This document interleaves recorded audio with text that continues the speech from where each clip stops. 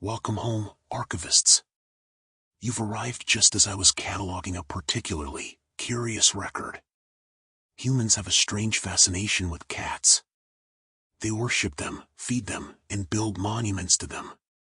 But in Kuching, the city of cats, there is a place where the tribute becomes a trap.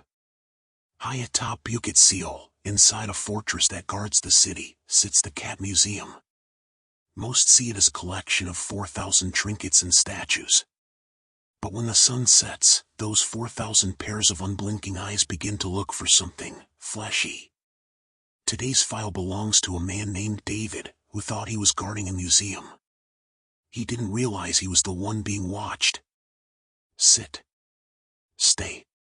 Don't forget to sign out, if you can. The DBKU North City Hall building doesn't look like a museum. It looks like a futuristic bunker designed to survive an apocalypse. It sits on the peak of Bukit Siol like a concrete crown, overlooking the Pedestal district. David pulled his beat-up car into the parking lot as the last sliver of the sun vanished. He was a man in his late 20s, looking for a job where no one would talk to him. Security seemed perfect. As he looked up at the imposing structure, the wind began to whistle through the tunnel-like entrance, making a sound like a low, mournful howl. He felt a shiver. It wasn't just the height of the hill, it was the way the building seemed to lean over him, its windows like dark, narrow eyes. Inside the guard station, the air was stale. The senior guard, a man whose hands wouldn't stop shaking, handed David a set of keys and a crumpled, handwritten note. "I don't care what you learned in training," the old man whispered. "Follow these, or you won't make it to the morning shift." David looked at the list. Never linger in the north wing past midnight. If the mountain cat statue moves in your peripheral vision, do not turn your head. If you hear a voice in the famous cat's gallery, keep walking. David smirked, thinking it was just a haze for the new guy. He didn't notice the old guard was already out the door before the clock struck 8. The museum was a labyrinth. Rows upon rows of ceramic, wood, and stone cats lined the walls. As David began his first patrol, his flashlight beam caught the glint of glass eyes, thousands of them. In the dark, the cute porcelain cats didn't look playful. They looked hungry. He could hear the building settling, the wood groaning under the weight of the silence. Every time he turned a corner, he felt as though the statues behind him had slightly adjusted their heads. He checked his watch, 10:30 p.m.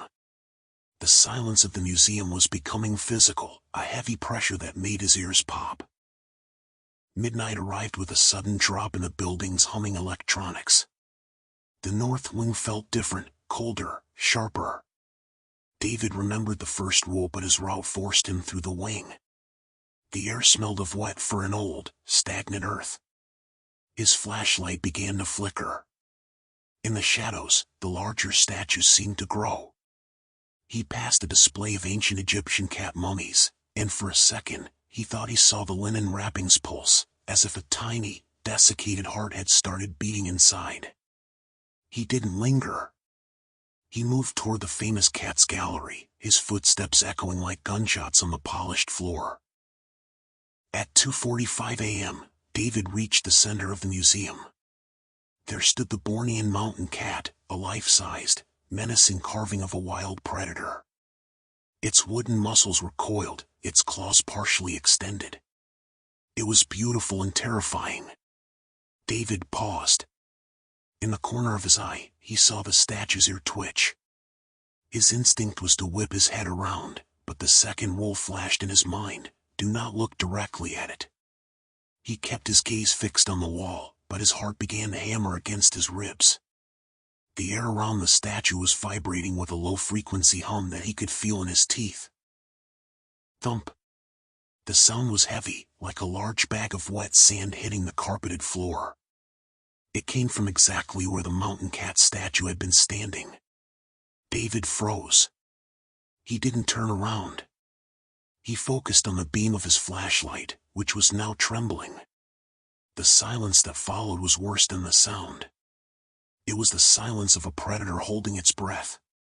He started walking toward the main hall, his pace quickening. Thump. It was closer now. Something was following him, leaping from the display pedestals onto the floor with a weight that shouldn't belong to a cat.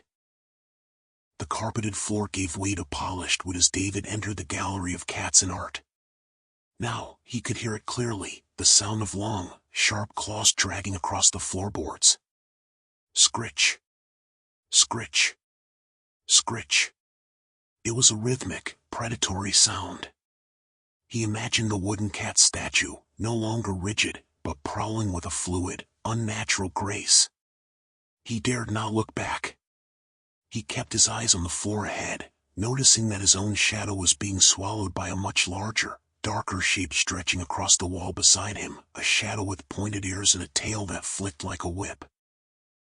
David. The voice was soft, melodic, and undeniably his mother's voice. It came from the darkness of the cat mummy exhibit he had passed earlier. David, come look at this. I found something for you. His blood turned to ice. His mother was hundreds of miles away in a different village. The voice was hers, but the pitch was wrong, distorted by an underlying, raspy purr that made the words sound fuzzy around the edges. He squeezed his eyes shut for a second. It is not your mother, he told himself. It is not your supervisor. David began to run. He sprinted through the famous cat's gallery, but the voices multiplied. Now it was his old school teacher, his supervisor, even his own voice calling back to him from the dark.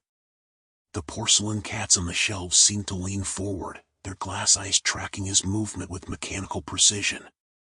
He could hear a chatter, the sound cats make when they see birds, but it was pitched down to a demonic, guttural frequency that shook the glass display cases.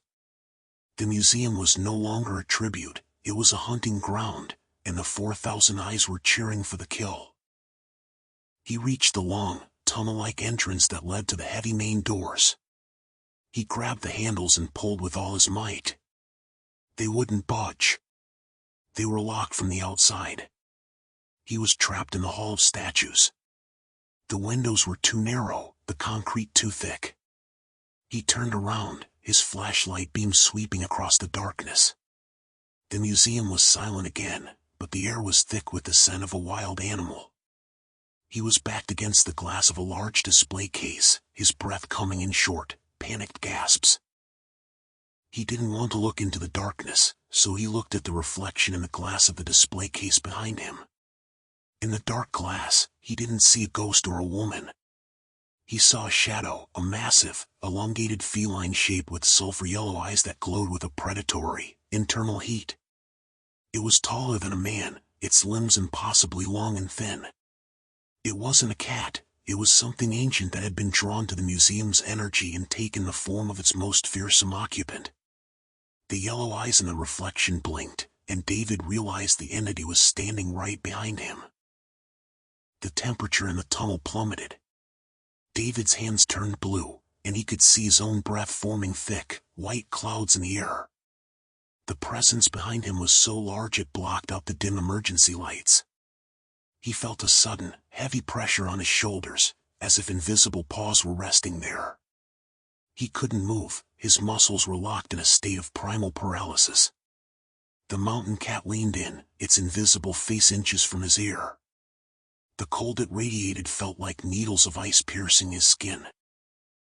The entity didn't strike with its claws. Instead, the room began to vibrate. The vibration grew until David's very bones felt like they were going to shatter. It didn't speak with a voice, but with a psychic hiss that resonated inside his skull. Mine, it whispered. The word wasn't just a claim, it was a brand. At that moment, David felt a part of his soul being filed away, tucked into the dark corners of the museum's archives. He fell to his knees, the weight of the shadow crushing the air from his lungs. The cleaning crew arrived at 7 a.m., the morning light flooding the tunnel. They found David curled in a fetal position near the exit. He was shivering, his eyes wide and vacant. When they helped him up, they gasped. His navy blue security uniform was shredded, covered in massive, deep claw marks that ran from his shoulders to his waist. But when they pulled the fabric away to check for wounds, they found nothing. There wasn't a single scratch on his skin. His body was whole, but his spirit was jagged and broken. David resigned that same day and left Petrojaya, never looking back at the hill of Bukit Siol. But those who visit the cat museum today say something has changed. If you go to the Bornean Mountain Cat statue and look closely, its posture is no longer the same. Its wooden head, which used to face forward, is now turned slightly toward the entrance tunnel. It is still watching.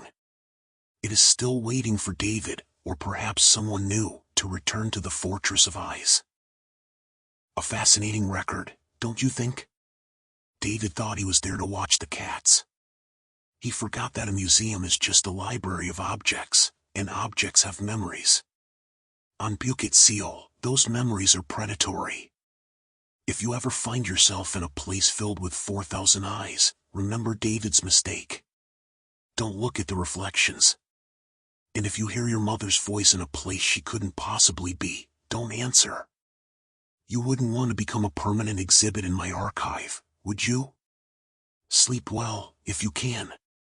And subscribe to stay in the archive. I have plenty of room for more records. Welcome home.